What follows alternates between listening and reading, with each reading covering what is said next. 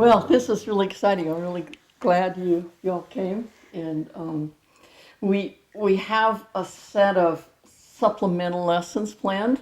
What is now called Treasures Out of Trauma. Some of you may have first come into contact with the ideas we're presenting when this book was called Gems in the Coal Bin. It's actually the same book. If you look at the title Gems in the Coal Bin, underneath it says Bringing Treasure Out of Trauma. So we just brought the subtitle up and made it the title. It's the same book. The ideas behind Treasures Out of Trauma is, of course, that we all have trauma. Well, duh. So this handout has to do with people who went through trauma. Yet in the midst of it, there are things in these stories that are absolutely amazing.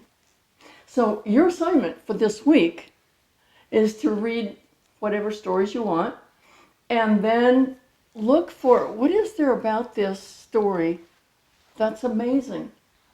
So come back. It amazes me that. So that's your assignment for next week. For example, let's just take Ebed-Melech, number 3. You all remember Ebed-Melech, right? You don't. Okay, well that's because he's actually only mentioned in about 3 verses in the whole Bible. But he had a really, really important role to play. He walks onto the stage of history, says his 2 lines, walks off, you never hear of him again. But there's something really, really amazing, several things really, really amazing about that story. One thing you wouldn't know unless you knew Hebrew, and I know a little bit of Hebrew, but his name is not really a name. Ebed-Melech just simply means a servant of the king. So that's where the disenfranchised came from. There is that he had 4 strikes against him.